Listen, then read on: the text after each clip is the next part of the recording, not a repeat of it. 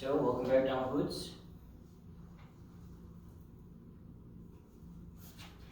Today the Dharma talk is going to be, I'm going to try and keep it as short as I can because it's basically 3 passages on very similar topics, right?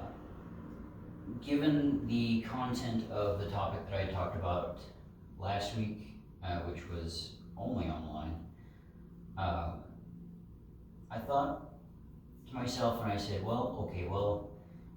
given the circumstances, and I know you weren't here, I'll kind of run you down or give you a brief afterwards. It'd be good to talk about what the Buddha talked about when he was talking about friends, right? What a good friend does, what a good friend looks like, both for the lady and for monks and nuns and this. So we're going to start off with number 2 that's on 88, and this is the Buddha talking to Sigalaka, the householder. So, young man, there are these 4 kinds of kind-hearted friends: the friend who is helpful, the friend who shares one's happiness and suffering, the friend who points out what is good, and the friend who is sympathetic. Did I forget to close the door this whole time? Yeah, I did. I'm clearly not as with it as I think I am. Bear with me, 1 second. We're just gonna close the door so that people can actually hear what I'm saying. Okay, so there are these 4 kinds of kind-hearted friends: the friend who is helpful, the friend who shares one's happiness and suffering, the friend who points out what is good, and the friend who is sympathetic. And for those who are not getting the very, very subtle hint here, these are the 4 divine abodes, the 4 Brahmaviharas. I'm not going to go into which one is which, but they're all 4 there. In 4 cases, a helpful friend can be understood. He protects you when you are heedless, he looks after your property when you are heedless, he is a refuge when you are frightened, and when some need arises, he gives you twice the wealth required. In 4 cases, a friend who shares one's happiness and suffering can be understood. He reveals his secrets to you, he guards your own secrets, he does not abandon you when you are in trouble, and he would even sacrifice his life for your sake. And this is really the central piece of the passage from last week that it just sparked in my brain. That right there is what I was talking about. In 4 cases, a friend who points out what is good can be understood. He restrains you from evil, he enjoins you in the good, he informs you of what you have not heard, he points out to you the path to heaven. In 4 cases, a sympathetic friend can be understood. He does not rejoice in your misfortune, he rejoices in your good fortune. He stops those who speak dispraise of you, and he commends those who speak praise of you. Sounds like a really awesome dude. Hopefully you get all 4 in one, but yeah, sometimes you look out and sometimes you don't, Now we're going to move on to number 4, mostly because it paints a slightly deeper picture. And this is to Ananda, the Buddha's most memorable or most remembering disciple. Noble Ananda approached the Blessed One, paid homage to him, sat down to one side, and said, "Bhante, this is half of the spiritual life. That is, good friendship, good companionship, good comradeship." "Not so, Ananda, not so, Ananda. This is the entire spiritual life, Ananda. That is, good friendship, good companionship, good comradeship. When a monk has a good friend, a good companion, a good comrade, it is to be expected that he will develop and cultivate the Noble Eightfold Path." And how, Ananda, does a monk with a good friend develop and cultivate the Noble Eightfold Path? Here, a monk develops right view, which is based on seclusion, dispassion, and cessation, maturing and release. He develops right intention, right speech, right action, right livelihood, right effort, right mindfulness, right concentration, which is based on seclusion, dispassion, and cessation, maturing and release. It is in this way, Ananda, that a monk with a good friend develops and cultivates the Noble Eightfold Path. By the following method too, Ananda, it may be understood how the entire spiritual life is good friendship, good companionship, good comradeship. By relying upon me as a good friend, being subject to birth are freed from birth.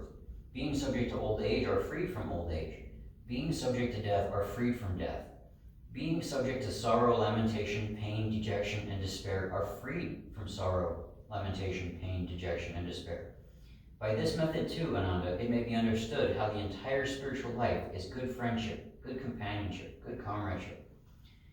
So what the Buddha is really getting at here, in the first passage, obviously he's talking to a layperson, he's talking to a householder who just wants to know how to live a good life in his day-to-day activities. Right? And so you find these good friends who are doing all of these awesome things, who exhibit all of these awesome qualities. But why do you do that? Because having these good friends, like he's telling Ananda, having these good friends will lead you down the right path. Well, because the good friend, right? A good friend like the Buddha, or in lay life like those who are more faithful, more virtuous, etc.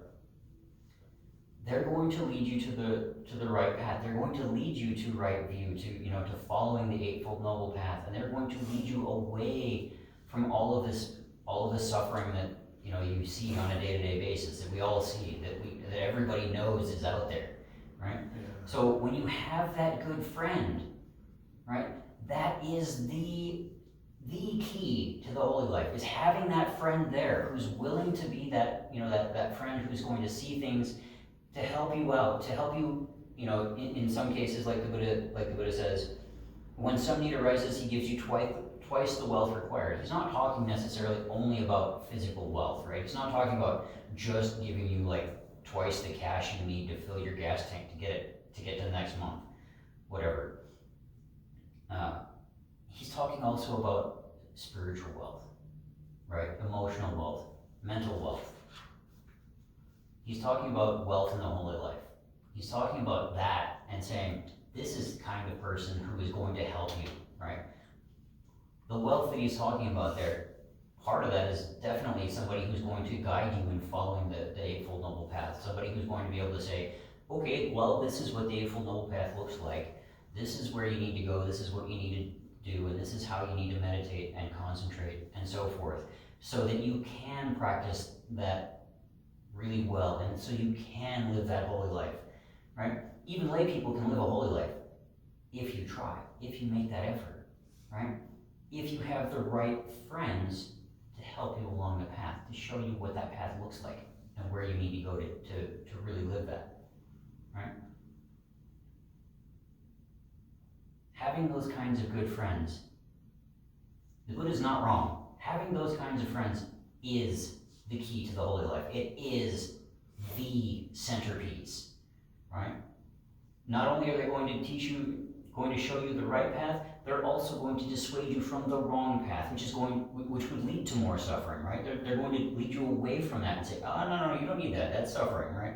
That'll cause you to that'll cause injury to you. That'll cause injury to others. You don't want to do that. Don't do that, right? Do this instead. Right? So when you have that good friend, they can make your life. They can really change your life and make you a better person. If you don't have good friends, well, you roll the dice, you take chances. You pay your money, you make your choice, right? As they say. Yeah. So I kind of wanted to highlight that, and so the reason really, again, came from, this was sparked by my talk last week, which was about how a person of integrity gives a gift. Yeah. Right? And specifically in terms of the garrison and all of the gifts, right?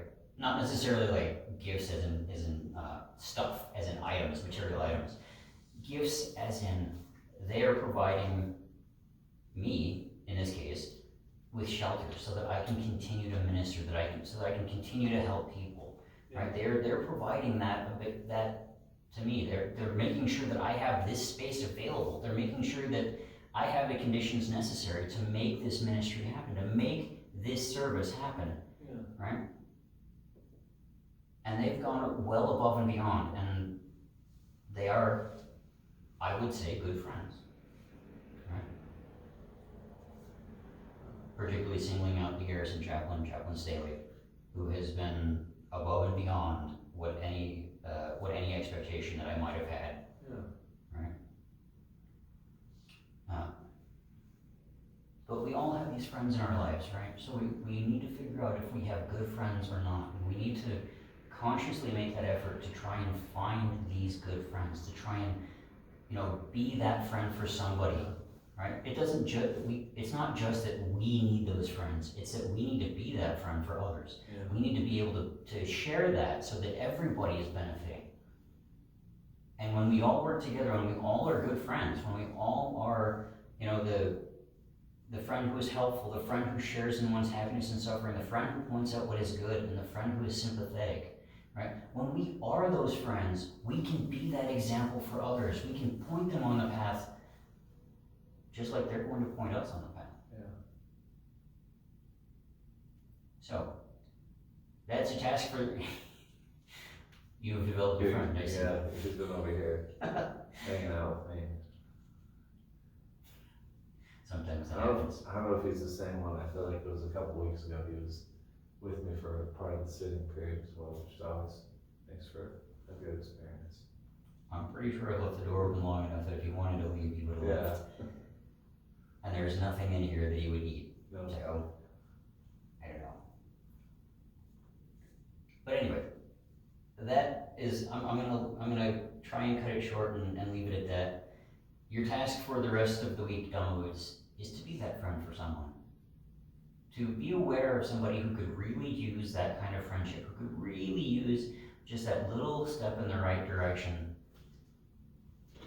And to be that right friend, to be that good friend, to be that friend who can help them, who can show them the right way and will point them away from the wrong way.